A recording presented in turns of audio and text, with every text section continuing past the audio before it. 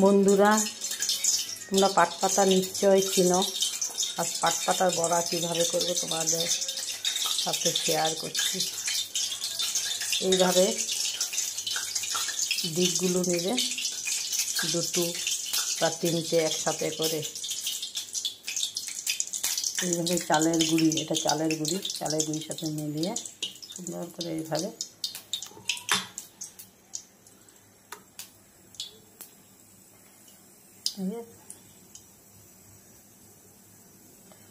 এইভাবে দিয়ে দিবে, এইভাবে চালে দিয়ে দিবে।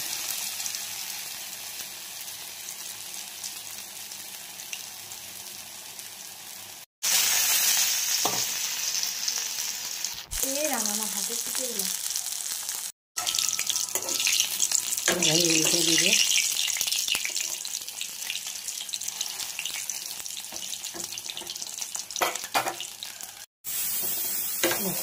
কি সুন্দর বড়া হয়ে গেছে।